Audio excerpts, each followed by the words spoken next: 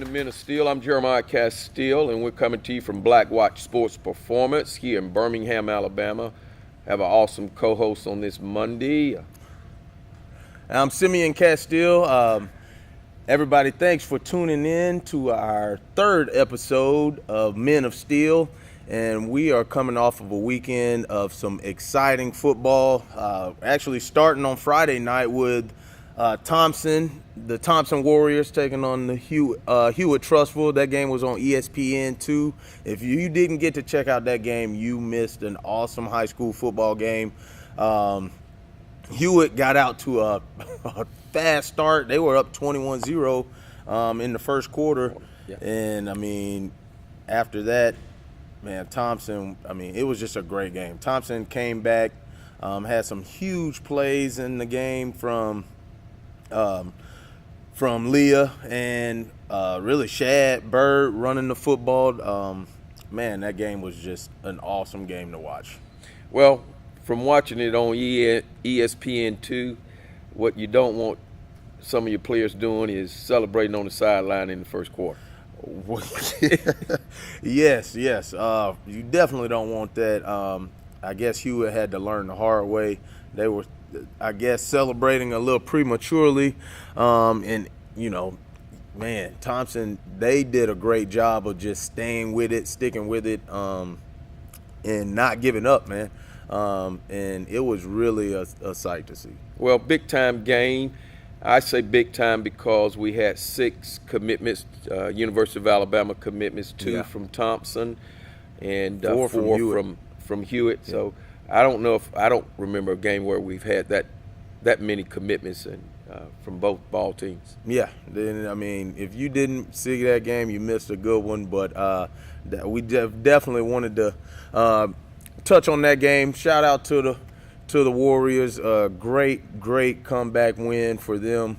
And, you know, Tim being my older brother, Tim volunteering over there, we love to see the Warriors taking care of business. So it was definitely a good win for them. Right. Let's get into some of the college score for this past weekend. Yeah, well, I mean, right off the bat, we can talk about the Georgia-Florida game. That was probably the biggest game of the weekend. What did you take from that game, Dad? I tell you, I like Jake Fromm's performance. Yeah. I thought he came out and really kind of, maybe there may have been some questions about his ability to throw the ball here, you know, this far in the season, and he really came out and I thought through with a lot of efficiency. And he performed the way he needs to perform if Georgia's going to be a playoff team.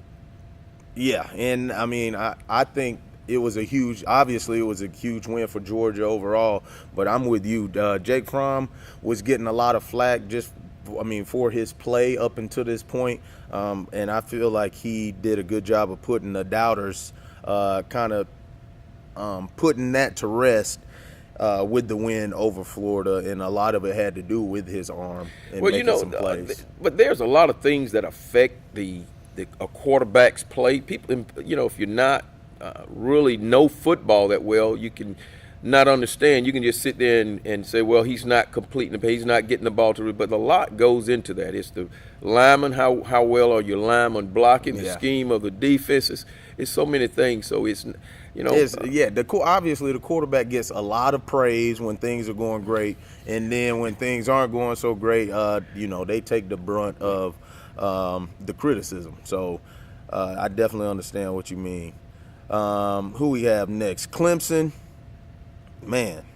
Number 2. Yeah, number 2, but they put the hurt on FSU, man. FSU is just obviously having a tough go at it this year. But Clemson, obviously, they took care of business. I mean, they hung up 59 on Florida State, 59-10. Their quarterback looked really. Trevor Lawrence looked freshman. Great. Yeah, he's continuing to impress as the season is progressing. Well, I watching Florida State, I feel like have the athletes. Yeah.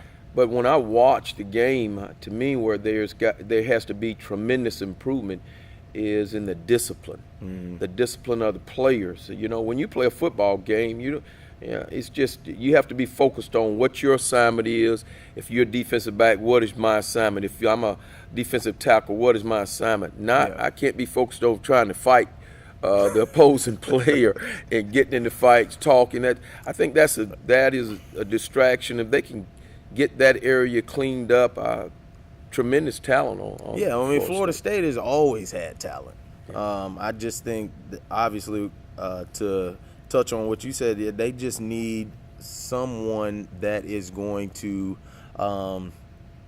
harness the talent and get them to perform at the level that, you know, everybody is used to from a Florida State team, and they just haven't been able to find that as of yet. Well, I'd say it starts at the top. It starts with the coaching staff, and the coaching staff demanding certain disciplines from their players. And that's really what separates the champions from the non-champions. Is the discipline. Demanding discipline and your players carrying it out. Yeah, and that's going to carry over into how you execute. I mean, obviously, football is an emotional game, but you got to be able to control your emotions and take care of the game and execute the game plan. Well, I say focus. Take that emotion and put it into execution. Yeah, that's where you put it in. You put it into. All right, let's look at who was Notre Dame. Notre Dame, number 3. Defeat. They beat Navy 44-22. No surprise there. I just feel like we waiting on Notre Dame to play somebody. Well, that too. And then, I feel like a lot of the times it's the same thing with Notre Dame. They look good up until a certain point, and then late in the season, they kind of are normally disappoint. But they took care of business this weekend, so we'll see as the season moves on if they're able to maintain their number 3 spot. Who we got?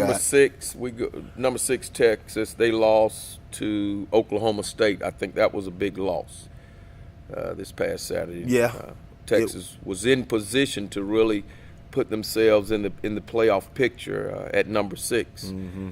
But Oklahoma State, they end up losing 38-35. Yeah, that was a tough one. I caught the tail end of that game. I don't know if you saw it. Man, that was a tough loss for Texas. Because they had been rolling. I mean, they lost their first game of the season, but they had been rolling off wins consecutively up until last week. So that was definitely a tough loss. And I don't think Oklahoma State was ranked. I don't think they were a ranked team. Nope. So that's tough. If you're going to lose at this point, you need to be, it's kind of like Florida losing to number 7 Georgia. That's what if you're going to lose at this point in the season. It needs to be a team that's ranked. That's ranked at least, of course. Yeah. And then we had the crazy finish with Kentucky versus Missouri. Now, that's just heartbreaking if you're Missouri. Obviously, just to lose the way that they did. I mean, they were in control of that game pretty much the entire time. Kentucky ended up taking a punt back, putting them in position to basically have a chance to win, but there was so much that happened in between that punt return and then the final touchdown. I guess we could just fast forward to that last drive, really the last play. The second to last play, the pass interference on the defensive back, which I don't think it was pass interference. Both guys were going for the ball. First of all, the defensive back was in position, and he was turned around trying to play the ball. And then second, the ball was thrown out of bounds. I think both of us will have a little bias being defensive backs. Yeah. For me, really, it as well is just the time. The last play of the game, for them and for the ref to throw a flag on that play is just, that's tough. Well, I would rather the players making plays determine the game versus a call determining the outcome of the game. Yeah, and then the very next play, obviously, the tight end runs a little quick out. He pushes off. They're definitely not going to throw the flag on the offensive guy more than likely. And, Kentucky ends up winning 15-14. Well, that for me, and you're a former Bama fan, and you go back, or you're a Bama fan, you go back far enough. 1982, Auburn's driving, and I make an interception in that game. Oh yeah. And the game is known as the final play, bowl over the top. But I actually made a play in that game, and the referee called pass interference. And there wouldn't have been no bowl over the top. It wouldn't. There would never been. So that I can relate to when officiating and calls determine the outcome of a game. Boy, that's just tough. Yeah. Really, it's tough for a player when that happens, because you just work so hard. Especially as in the secondary, you work hard. The way the game is set up, it's very few things that a defensive back can do, and today it's all set up for the offense. For the offense to it's win. about scoring points and putting people in the stands, I think, to a certain extent. Yeah, for sure. So we definitely got to touch on the Blazers, UAB. Now they've been rolling, man. I mean, they sitting at 7-1. They went on the road and beat UTEP this past weekend. What Coach Clark has been able to do with that program, it's phenomenal. I just want to say congratulations so far to Coach Clark and UAB Blazers for the success they've had so far in the season. Yes, sir. Definitely have got to give them their props. And they're bowl eligible is what we know. Yes, 7 wins, they're bowl eligible. Yep, already. Yeah. So. Just to think that, just a couple of years ago, they didn't even have a program. Didn't have a program, and I just think that what he's doing is really building a tradition and a history where we're going to see UA, 2, 3, 4, 5 years from now as they get a stadium, and you'll see that that program really come along. That's what we're hoping and praying for, and you have a team right here in Birmingham that we can be proud of. We can be proud of. That's a Division I team. No doubt. Now to kind of just switch gears to the football games that are coming up this weekend, we got a big one in Georgia versus Kentucky. Kentucky has basically put themselves right in the mix with Georgia. Number 6 versus number 11. Yeah, and for the SEC East, the winner of this game is pretty much going to represent the East. Would you, before the season, had Kentucky? Heck no. Who would have had? Kentucky fans didn't even have Kentucky.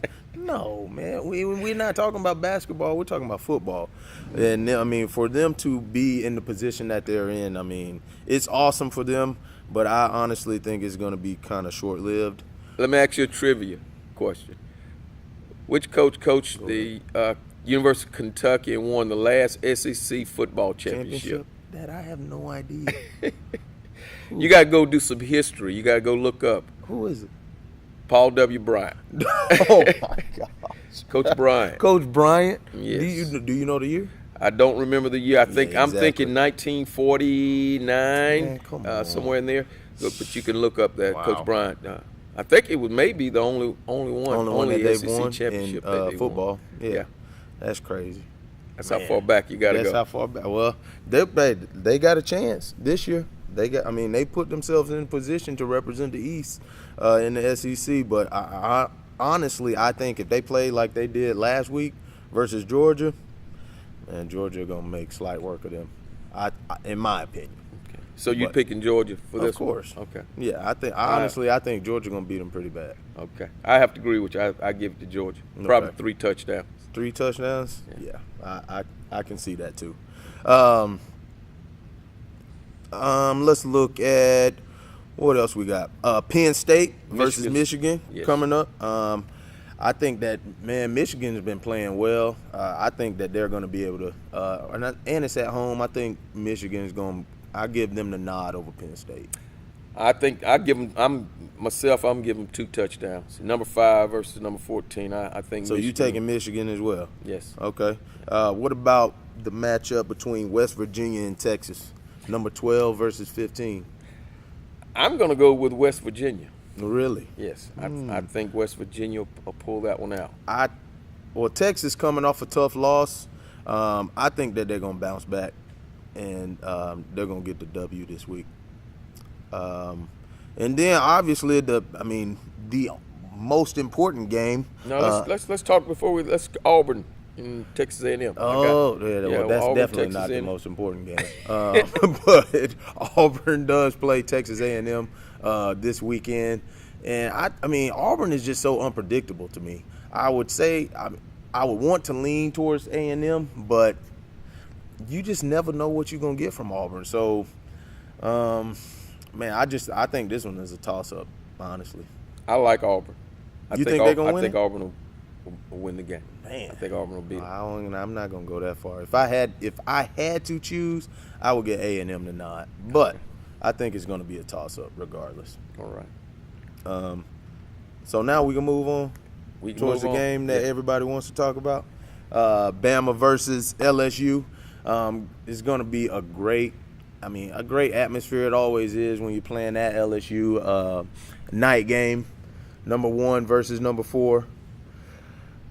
We gave our prediction last week. I said 42-17. What was your prediction? I'm not going. I gave you I said 3 touchdowns. Yeah. Okay. So I won't tell you the score, but I said 3 touchdowns. Well, I'm going with 42-17. I'm sticking with my guns on that one. It's going to be a great game. Actually going to the game.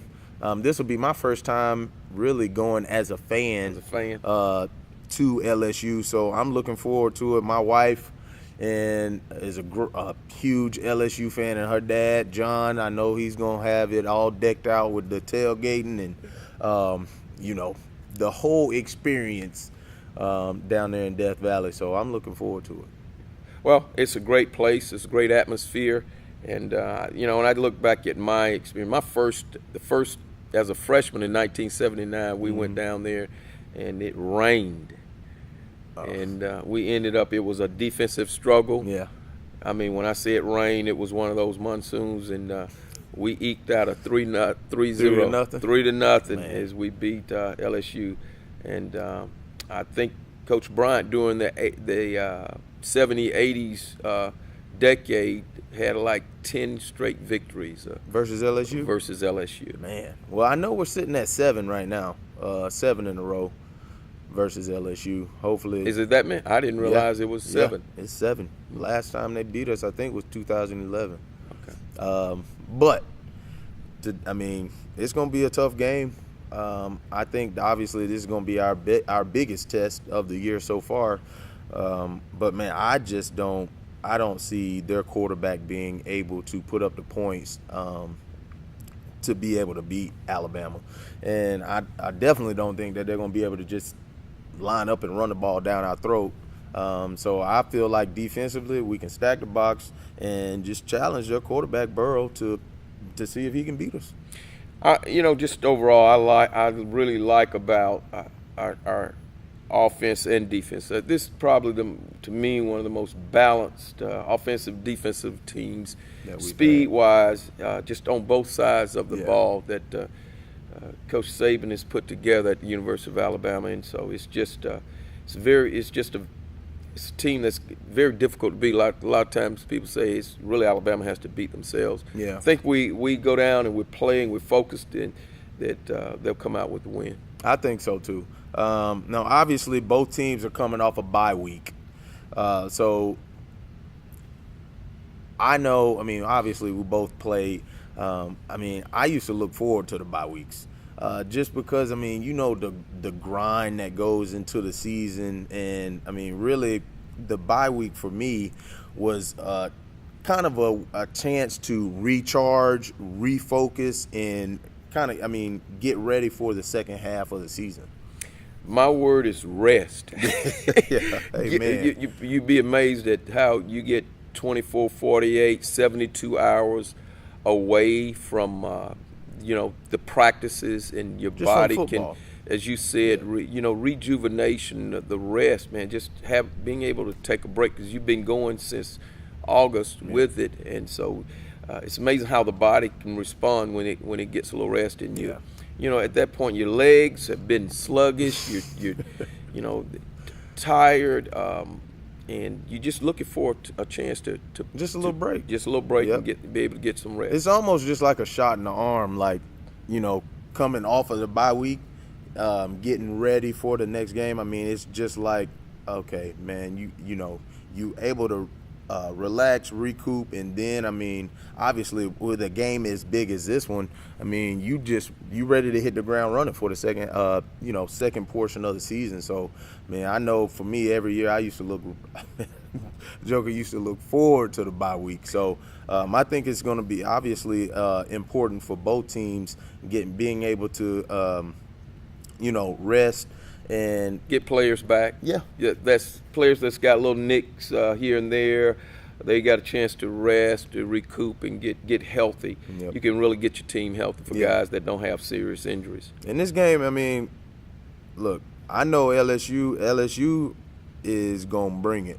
So this bye week has probably been, I mean, obviously is beneficial for them as it is Alabama. So Well, I know Alabama it's been beneficial for us to get some guys healthy, and we'll be ready to play. They'll be ready to play in Baton Rouge. yeah. Well, man, I know I'm excited. I'm going to be there in person, wearing the crimson and white, representing. So hopefully, the LSU faithful won't be too harsh on me down there. So I'm looking forward to it. Well, I think the key for victory for University of Alabama on Saturday this week is, I said this when we went up to Tennessee, get out fast, start fast, take the crowd out of it. When you Yes. take the crowd, that's a whole nother deal down there. Yeah.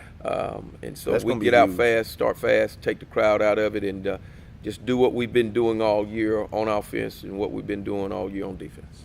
I mean, I couldn't have said it better myself. So, hey, we're looking forward to it. We'll see what happens. Obviously, we're going to hope the tide rolls. Yeah. And we'll talk to you guys We'll be next talking week. about this next week. Yeah, yep.